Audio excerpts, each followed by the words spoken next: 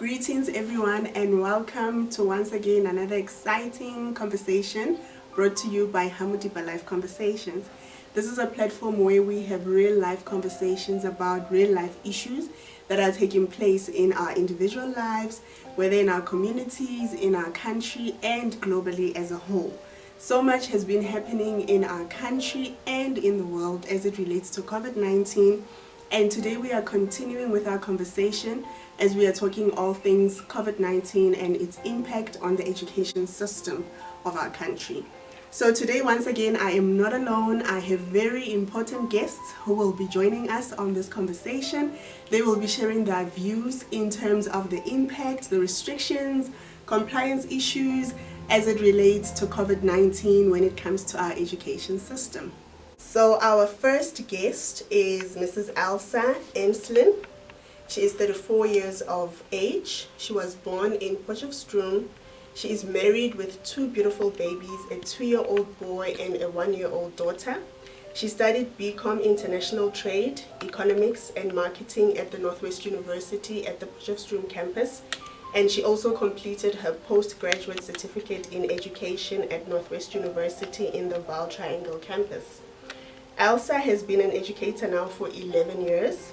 She started teaching at Louwspreek Primary School in June 2009 until to date. In 2018, Elsa won the National Teachers Award for Faisal District and competed at the national rounds. Elsa says that teaching is her calling and she can't imagine doing any other work. Welcome, Miss Elsa. Thank you. How are you feeling? I'm nervous, but good. Thank you so much for making time to be here. Now, I just have a question for you. What do you like most about teaching? To have an impact on children's lives for the long run. That's why I became a teacher. It's not really about the academics for me. It's more about making an impact, making a difference. Letting them become socially developed human beings when they go out into the world. And that's the most important thing. That's what I enjoy about my job, is that I have a bigger impact as that people realize it's not only academics. Wow, awesome. I can actually feel the passion No, as I have a lot. speaking. Thank you so much for being here. Our next guest is Ms. Rachel Makumule. She is 23 years old. She describes herself as a young educator, ambitious, hardworking, and aims to go for greater heights, just like a blossoming flower. She is a grade 6 teacher at Louwspreek School in Sasolburg. She has an honors degree and currently furthering her studies in public management and governance. Rachel also serves as the youngest ESCO member at her church, House of Praise Ministries.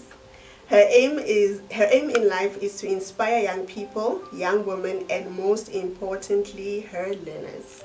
How are you, Rachel? I'm good, thanks. And how are you? I'm good. Thank you so much for making time to be here. And I would just like to know from you, why teaching? What made you pursue a career in teaching? Well, I could never sit here and lie and say that teaching has always been my dream, or it has always been something I wanted to do. I mean, it's not my first degree. But I think I was born to inspire people. I was born to stand in front of people and make a difference in people's lives. So I feel like sometimes, I mean, there's this word that says in the Bible that as people we plan, but God is the one, that has the final say. So I had planned to become something else, but God was like, no ways, this is where you need to be. Because like I said, I think I was born to be in front of people and inspire, children. Because with me in the class, children are so inspired. Children are so interested in my life. They want to ask me questions.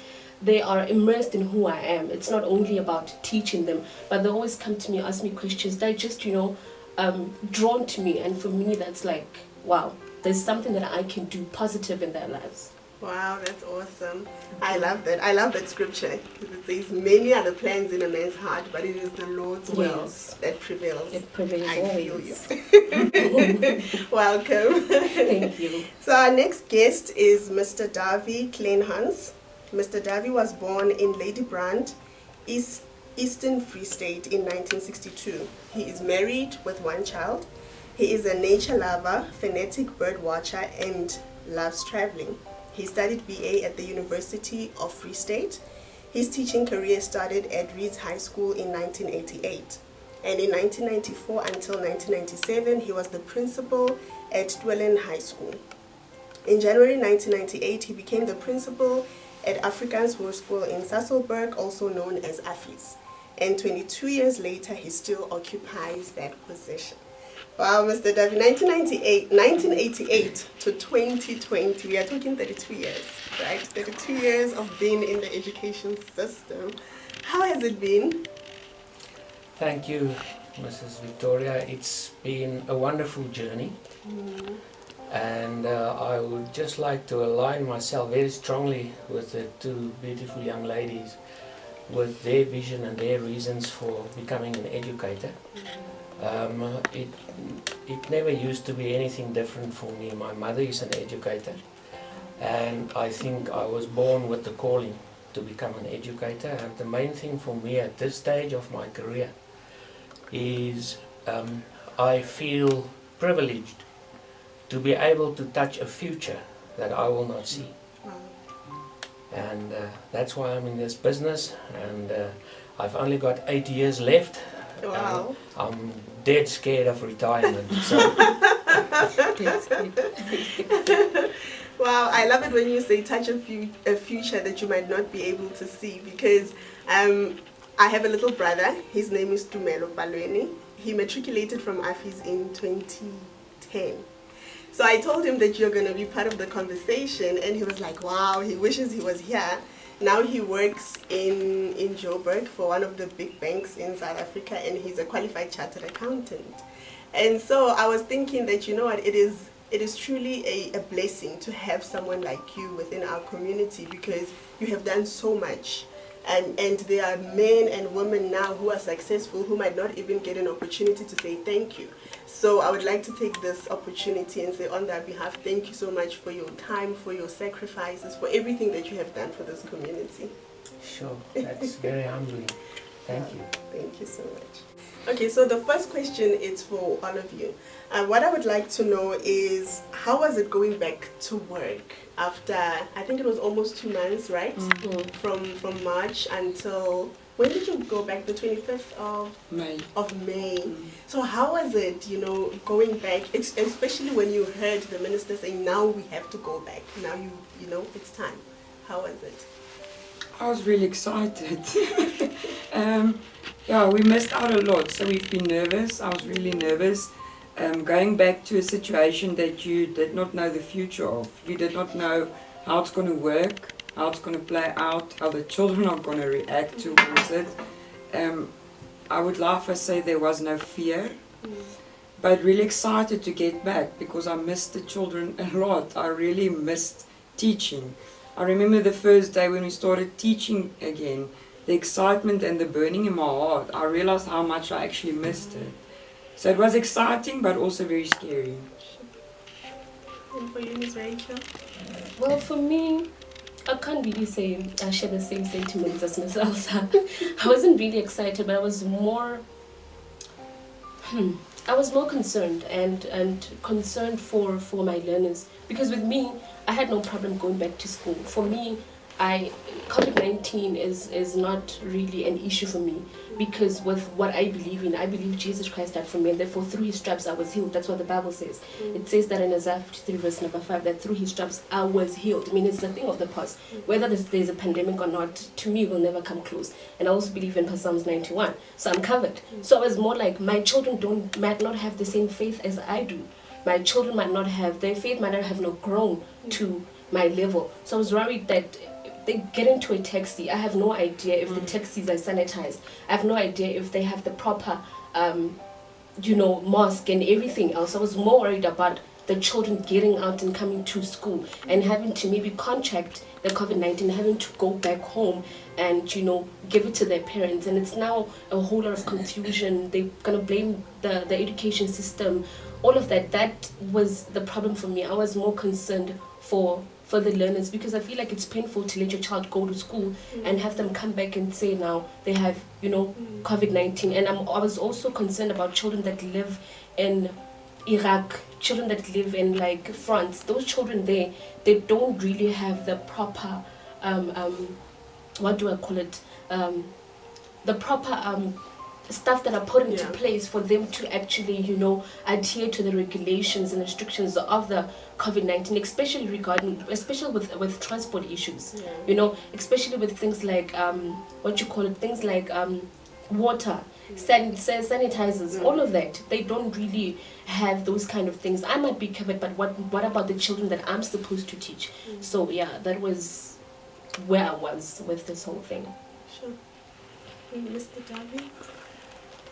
I think the greatest sense I felt was a sense of relief to get back to our place, to our space, and to start getting prepared for something that's never been done anywhere in the world before, which is actually this massive opportunity. So on the one side, it was a great sense of relief, but obviously some apprehension about what's going to happen, how it's going to pan out, and what is going to happen to the different spectra of society that we are serving at our school.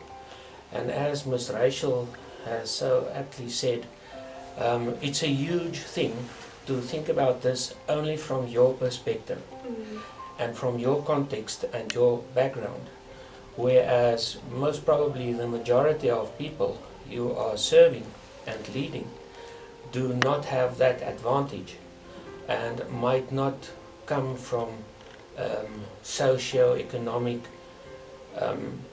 layer of society where many of these things are thought out. They are, you know, knowledge is power, and I think the apprehension was because of all the fear-mongering and all the fake news forging that happened, and also with regard to how many of them would return. Sure. And we are very, very thankful, I think also through some good communication, that the vast majority, in fact at our school, 96% is our attendance rate at the moment, and we are very thankful for that. So just great relief and being thankful to have a job and a calling at that. Wow, 96% is actually good, eh? It is. Sure. So back to you, Mr. Davi. How has this pandemic affected your job in general? I mean, you have been now a principal at AFIS for 22 years, and nothing like this has ever happened before. So in general, how has that affected your job? Okay, I think firstly, physically, we have all become bat-eared, and the management side has become quite lopsided, because the majority of people that I have to care for and serve are not under my supervision. It's all on distance learning programs and things like that. I don't even have my own office anymore. We have evacuated the office to protect the two ladies who are working in the office. So the staff room is now my office. Sure. And at this stage I've been saying to Mrs. Elsa, I think we're in a honeymoon stage at this stage, because we've only got one grade back at school. I think the arc is going to open significantly once we get more grades back and so on. The other thing that's quite weird is to manage people who are, as a majority, busy with distance learning with the kids, and only a few grade 12 educators who are busy with physical teaching at school. And that's another thing that concerns me, because as more and more people return to school, the focus inevitably is going to turn to school and physical teaching at school, and then having to juggle the distance learning for those remaining, most probably for about a month still. So there's been a lot of changes, a lot of checking, a lot of consulting, a lot of walking around and doing things that would not necessarily have been a priority pre-COVID-19. Yes. Wow. Sure. You know, I can't imagine like what it feels like for everyone. Especially for even for the kids, you know, it's Especially really, the kids. especially the kids. Sure. So Miss Elsa, just allow us to walk a little mile in your shoes and to find out from you, from the time you get to school up until the time you go home, how is it like? You have a lot of time. There's such a lot of things that I had to change. When I get to school, the first thing you need to remember is your mask. I had to turn around twice already to go back and fetch my mask in the mornings because it's still something we're getting used to. When I get to school, if you enter the school territory, you have to go, or the school grounds, you have to go for screening first of all. So we go in for screening every morning. You need to fill out a whole paper for the department about do you have a cough, things like that. And then we have a quick get together in our hall because we can't use the staff room anymore because we have too many staff members. We are 46 teachers, 50 teachers. So to keep the social distancing and to all the regulations, we had to move our staff room into the hall. Now our learners used to attend in rows in front of our classes. There was nothing as social distancing. So instead, now that everyone goes to the staff room, we actually have educators that's looking after the children in the morning. They have dots painted, you have a chair and you have to go sit on that dot. It's even numbered. You have a number now and that is your number and that's where you sit with your mask and that's how it is. Then when we're done in the staff room, we go out to the grade 7s because I'm a grade 7 teacher. So we've had our learners back now for 2 weeks, which I'm glad because now I'm used to it already. I feel sorry for those who are still coming.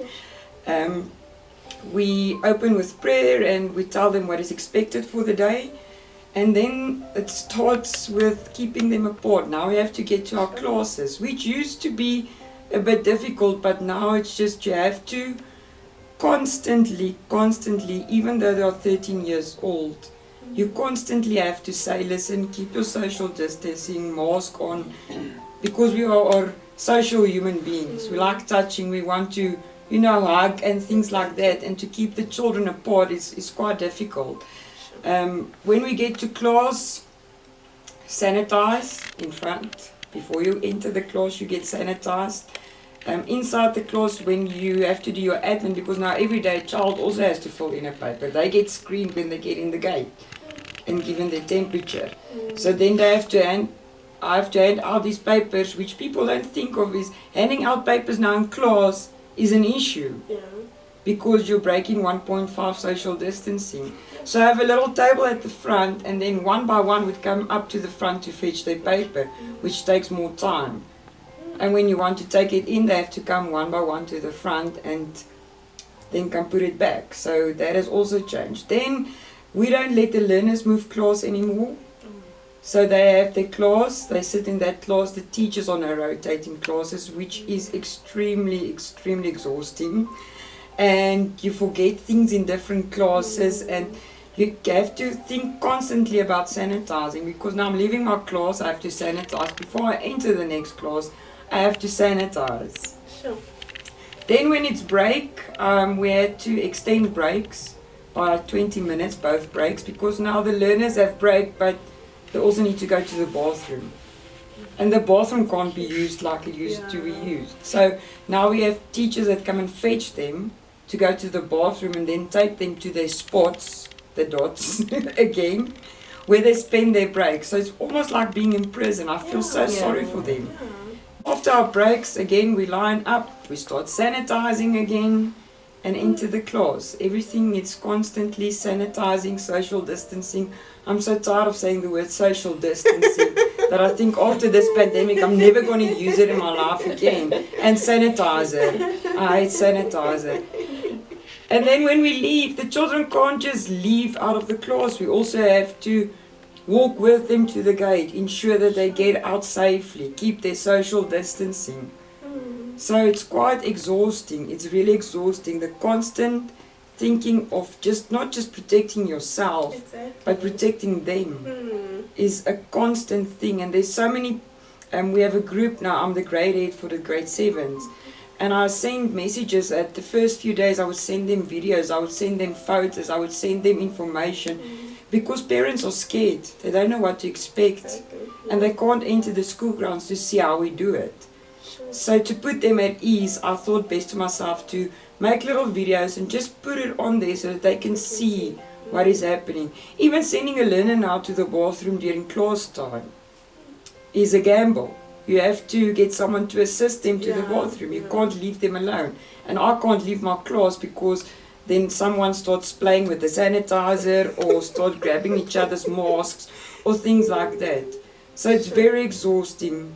It's really exhausting when I get home at the end of the day. I just said it feels like I'm already teaching 8 weeks. Sure. Just of the exhaustion level of how things have been. Yeah, sure.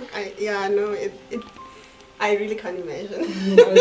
I think the kids are worse off than any of us because of social distancing, and it's really like being in prison now. And now I'm thinking, when the other grades come back, how is that going to work? I mean, already it's exhausting. It is, and I feel sorry for the next bunch of children coming back, because they're sending grade 4 to grade 3 back and grade 6. And grade 6. But I mean, grade 6 is fine now because the grade 7s are used to, so, and we are apart from the small ones, from the foundation phase. And now we're sending back grade 1, 2, 3 and ours together. And it's God for grade 7s to keep social distancing and masks. So can you imagine for grade R or 1? Yeah.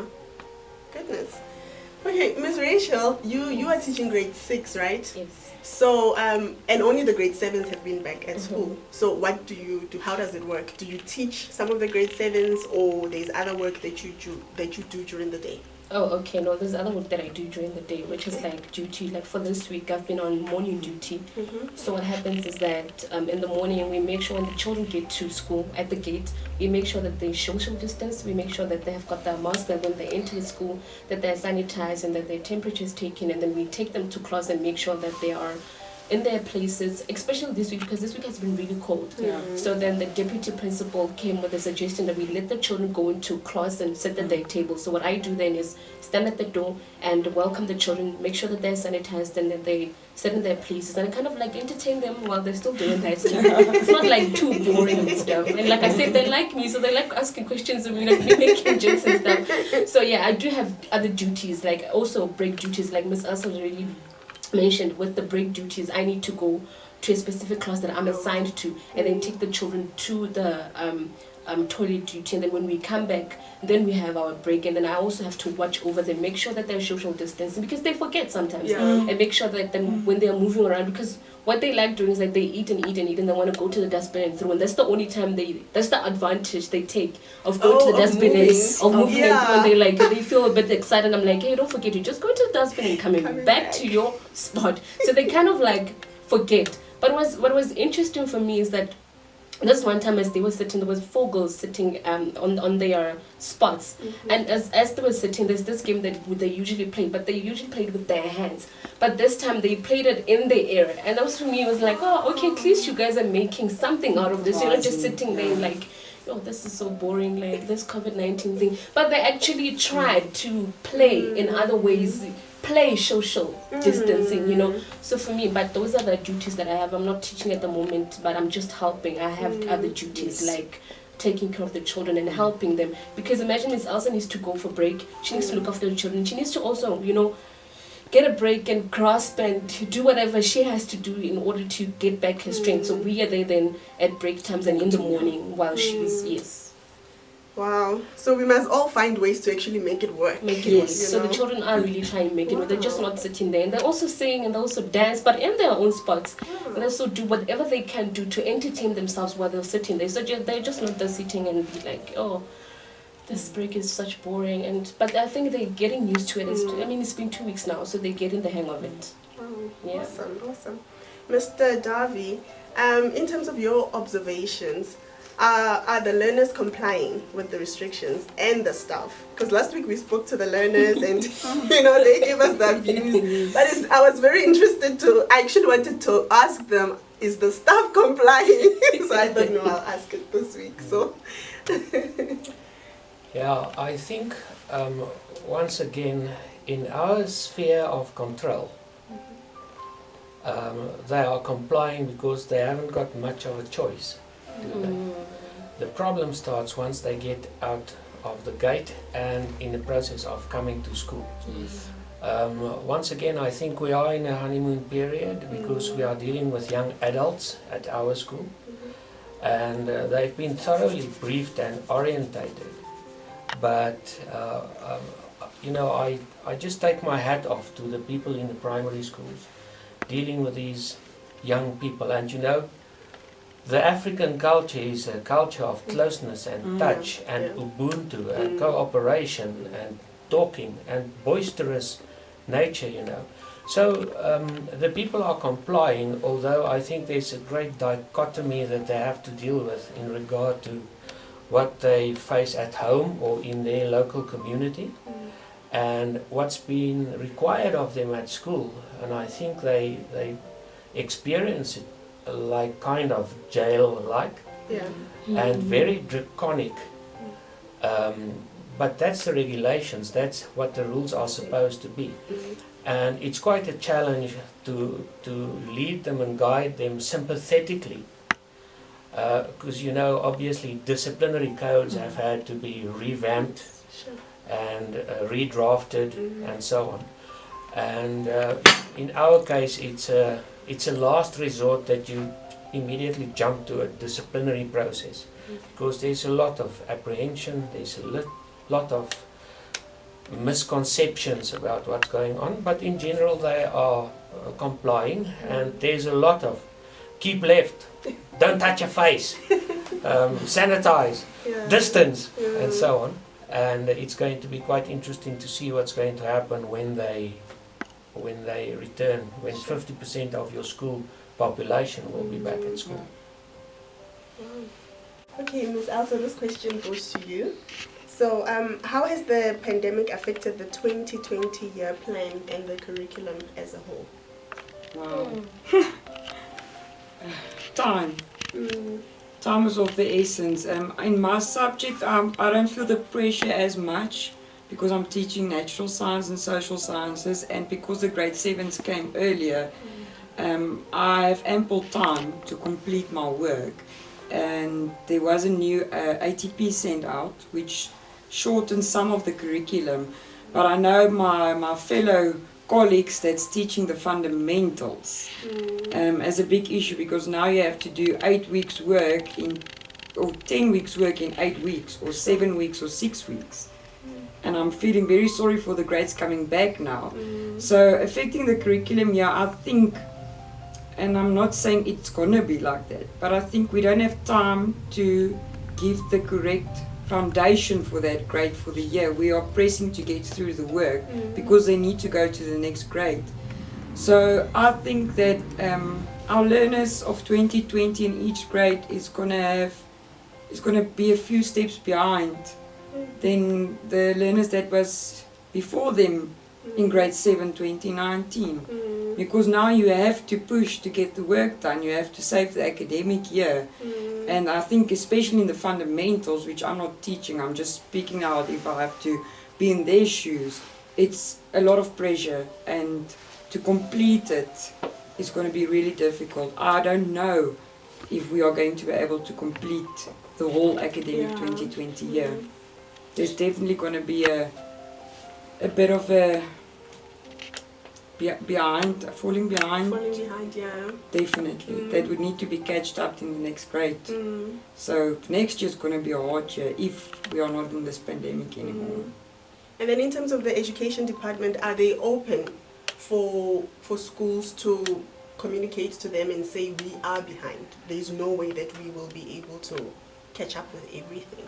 I think you must ask that question, because I don't work with the department, and sometimes I'm scared I'm going to say something wrong. Yeah. Mr. Kleinhans would really have the answer to that for you, for sure. Well, first of all, I think we must start at the top. I am so thankful that I'm not in Mema Muchega's shoes.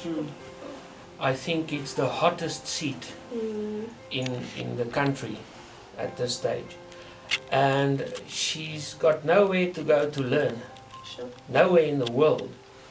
We got to figure this out as we are going. And I am quite critical against all the people complicit in criticism, in lack of cooperation and so on. So I've got the highest regard for her and what she's doing. I do have a few points of criticism, but I think that's not the topic of this conversation. The department is doing their best. We must remember that Fezile Derby was the #1 district in the country and currently #2 something, but consistently #1 district in the Free State. And I think things are going well. I think our director is doing his best, although I had a discussion with him yesterday and he's also quite a bit frazzled with all his responsibilities.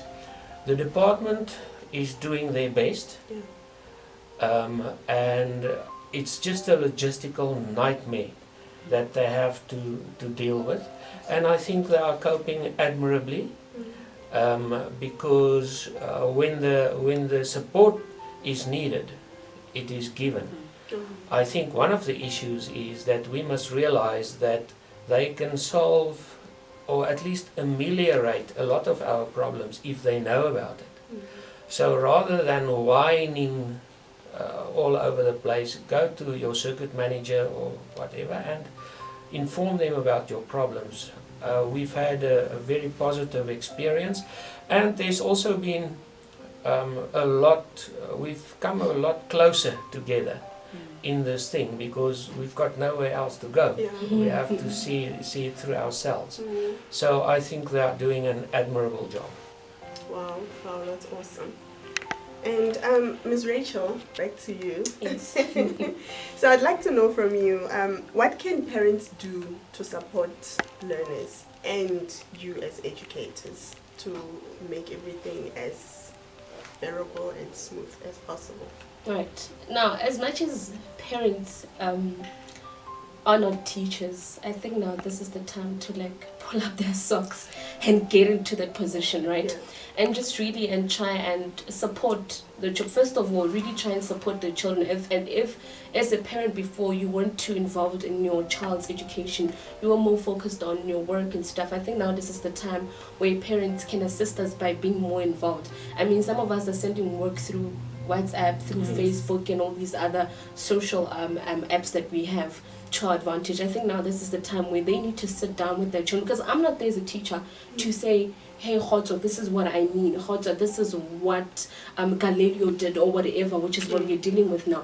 But parents, I think, now need to step up and really make sure that children understand, because for me, children, if you give a child a book to read or a story to read, they read to answer the questions but not really read to understand, which is more important. What's more important is getting the information and understanding what you're learning about for the long run, and not really just read to. And that is why at the end of the work that I send, I always write there, please remember to read for understanding, and always ask mom and dad to help you to read for understanding, not only to quickly go and answer the questions. So for me, I feel like parents can really help us with that, really get into it, and go extra mile, go to Google, look for activities that are, relevant to what they're doing, go to YouTube, find videos, if you can't, because not all of us are teachers and not all of us have the ability to be able to explain, and some of the parents don't really have the, don't really have the patience.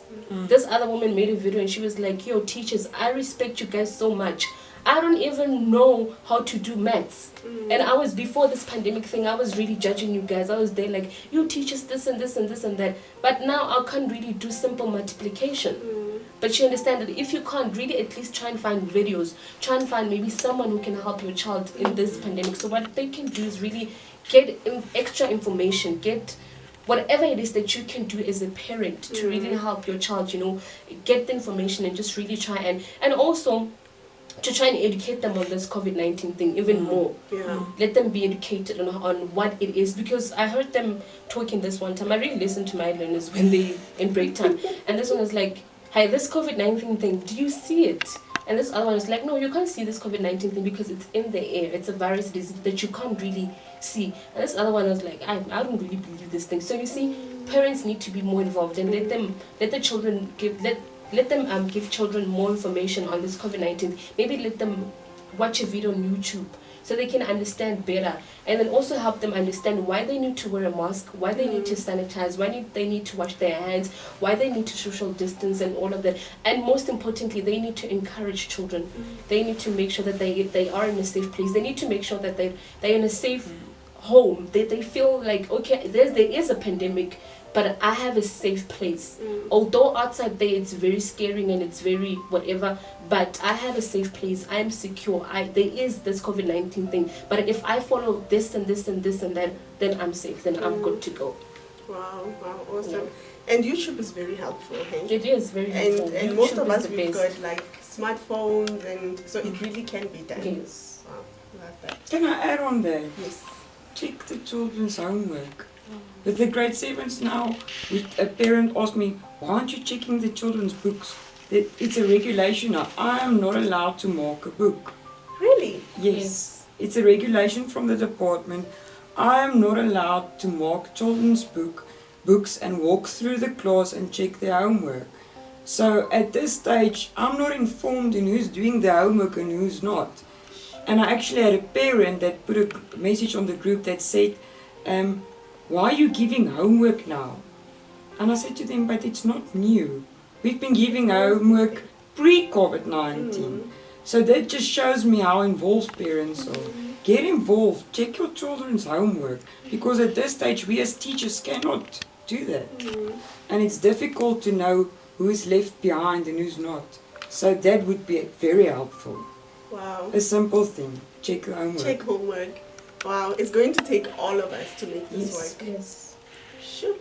All right, Mr. Davi, this question goes to you. In terms of homeschooling and the fourth industrial revolution, we've been hearing about that, and possibilities of homeschooling, internet, less face-to-face and more of internet. Do you believe that homeschooling is the future for education, or we really need face-to-face interaction? Okay, my personal opinion is that there's no substitute for face-to-face teaching.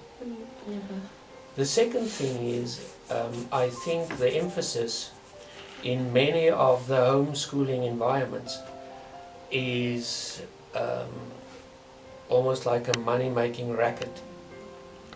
Sure. Whereas you need to pay up and look pleasant and then think your child will get a good education. I don't think that's necessarily true in many instances in our country. Secondly, it is a concept that will take a lot of time to really take hold in our context, because it's expensive, it's exclusive, and it does not offer, in my humble opinion, very much more than we can do in ordinary public schools. One other thing that's quite notable to me is that at our school we are sitting with an increasing number of homeschool dropouts, if you would like to call them like that, because once they get to grade 8 and 9 and making the transition to becoming young adults, they need the social contact, they need the social interaction. And homeschooling is dependent on one critical factor, and that is the educator. If you want to homeschool your children, you have to be like a full-time educator. So I don't think it's the way to go. I don't think it is the way that we're going to solve our uniquely South African issues. And the best place for the young kids is at school. Wow. For sure. Can I please just add on to that? Yes, please. And I feel like as teachers or as a teacher, our power is within the classroom. Because with me, I was imagining, with my grade 6 learners, I explained something to them 3 to 4 times. And I can just see through their facial expression that even after explaining something 3 to 4 times, even though I could pose a question, say, do you guys understand? Yes, ma'am. But with the facial expression, I can already see that, oh, and Tabile don't understand. Yeah. But imagine now a teacher behind the screen. They're there and they're explaining the information and that's it. The person behind the computer or the computer can't tell if a child is understanding or not.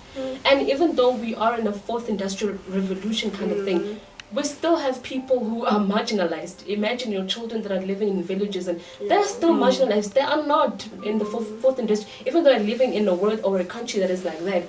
But they are, what you call segregated. They are under their own circumstances. Now, how do you explain a child that does not even know what they're going to eat at the end of the night, is supposed to get information from the internet? They even struggle with the internet. So we really need to think this through. We can't really think for ourselves, but we need to think for the future. I mean, a child that's there is also the future. They are the next president. They are the next Miss South Africa, whatever you can call it. So we really need to think of it as holistically and not just think of money making, like Mr. Clarence has already said. We can't really think of money making. We can't really think for only a certain group, but we need to think of ourselves as a nation. Let's try to cover everyone and not only certain people, because there's nothing we can do. I mean, working together, like Mr. Mandela said, we can do more. So can we please just not think of ourselves or think of the immediate solution, but let's think of a long-term solution for our children and the teachers. But like I said, you can't substitute a teacher. You never. Can I add to that? Yes, please. Sorry, we are getting, but this can take a whole debate. And I've seen children that has been homeschooled and their social interaction, and children that is schooled in a public school. And we must remember, schooling is not just education. People forget that. School is developing the holistic person, an adult that can go into life and be socializing and understand the world around them. If you only, keep them at one place, how are they going to learn how to communicate? We're already at a stage where everyone's just communicating with screens. There's already a problem. If we think of only homeschooling now because of this pandemic, we're going to sit with a generation that's not going to know how to socialize. They're not going to know how to interact. When they go out into the world, they're not going to know what the world is like, because now we are keeping them in a cocoon, keeping them safe. And how did you learn out of your mistakes? By making them. Just sitting at home, being educated, is not going to learn you life lessons. It's not going to learn you to socially interact and what is appropriate social interaction. I don't even want to go to the sport part, which is also a big part of developing. Sure. Yeah, this is a lot. It's really clear that you can't just take it at face value. You really need to go deep into these issues. Wow. We are almost at the end of our conversation, but we can't end it without me asking this question. It's a very sensitive one, but please give me your honest personal views. Everyone has been affected financially in terms of the pandemic. Parents are affected, businesses, even the schools, everyone is affected. And in terms of school fees, I would like to know from you, do you think it's fair that parents should continue to pay school fees, especially for missed time? Or should there be an open room for discounts? Or, what is the way forward? When a parent comes and says, I've lost my job, I've been retrenched, I really can't pay school fees. Is there an open room for conversations such as that? Mr. Kleinmans would know. I have an opinion about it, but I think he's the best one to ask first about this. Okay. It's very clear. Fortunately, we have regulations. There are laws and acts that govern these things. I think in the context of the two schools represented here, the parents and the kids actually have been quite fortunate in that despite the shift in emphasis and the distance that's been created, they have been taught. And school fees is still due by parents. I think responsible governing bodies would look at mechanisms. For example, there are a few modalities. First one is you can give them April and May off, but then they have time to pay till December. Or you can say that you have reworked your budget and so on. But we must remember that we are in the highest quintiles of schools, and parents should take cognizance of the fact that they are liable to pay school fees. Fortunately, when you have a good parent community like I believe we all have, they use the mechanisms and channels created for applying for exemption. And what has happened, there's been an exponential increase in the number of people who have really been struck in the pocket by this. And I think schools should be ready and prepared for that, and accommodate people who used to be good customers, paying customers, and who are not in a position to do that anymore. I think we have not yet hit rock bottom. We are on the way there with regard to the increasing number of parents either losing an income or a large part of their income. And hopefully they will then not just be absent or stay away out of fear or shame or something, and come to the school and talk to the school. Wow. I think what parents must also realize is we, like our school, we have a lot of governing body posts. So stop paying their school fees, it means we're going to lose teachers. And as soon as we lose teachers, we're going to have to make our classes bigger. And that's why they have our children in our school and not other schools, maybe in the townships, because the classes are large numbers. We know they're up to 60 in a class in some township schools. And I think that's why they want their children to come to our school. But we can only do that by school fees being paid and getting extra help. Otherwise, we're also going to end up with 50 to 60 learners in a class, which makes education really difficult and individual attention. So they must also keep that in mind.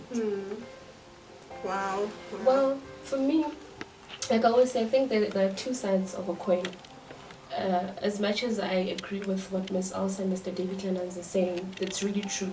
In order for us to have teachers, we need the money, and in order to keep our schools running, we need the money. We can't. Money makes things happen at the end of the day.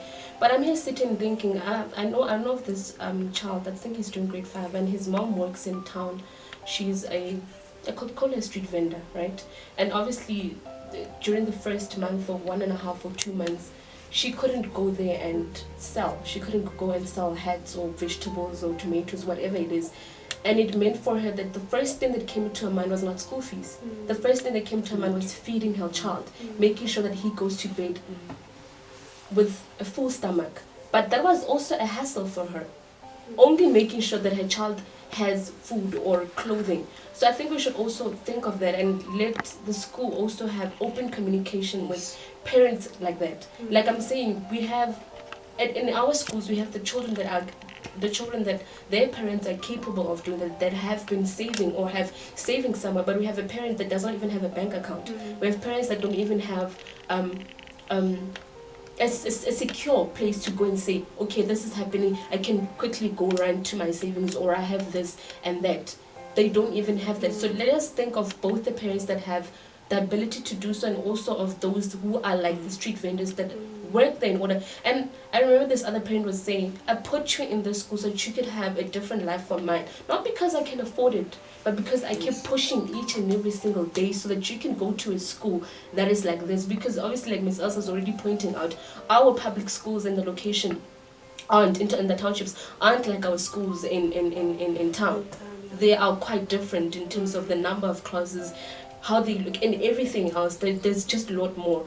But can we also just human decency? Can we just let our hearts? Can we just feel what someone else is feeling? Can we put ourselves in their shoes and try and understand that this parent cannot pay school fees because of this and that, not because they don't want to. Well, I love this. These are the real life issues that we really need to talk about.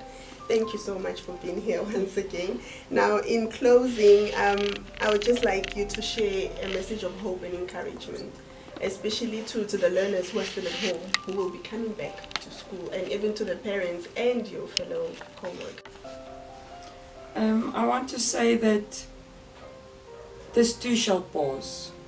We've seen in our history, I'm a history teacher, so we've seen in history many circumstances where human beings have faced big issues like this. I mean, there's the Spain flu that was almost like this in the 1918s.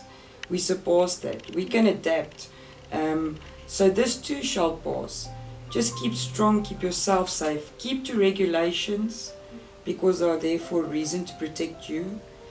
And then put all your trust in God. God is in control, always. I believe that we are going to hear about beautiful stories coming out of COVID-19, because I always say the enemy comes and he makes things ugly. But God comes and he shines the light and gets the beauty out of the ugliness. So I believe there's going to be post-COVID stories that's going to give us goosebumps. And this too shall pass. Rachel? Well, for me, what I could say to Megan and parents is that hope is a beautiful thing. Keep on hoping. Do not lose hope, because at the end of the day, when everything is all lost, the only thing that keeps us going is hope. I mean, as the Bible says, hope is what is unseen. You don't hope because you have something tangible, but you hope for greater things, right? So I'd say that they should just, keep that hope. And like I said, adhere to the regulations, do what you are supposed to do. And above everything else, believe in God. I was listening to a song this morning and it says that God has never failed and he's not going to start now. Because of this COVID-19 thing, let's not look at it as God is not saying anything. God, what are you doing? He is in control and he knows what he is doing. So he is in control of the situation, even if it doesn't look like that.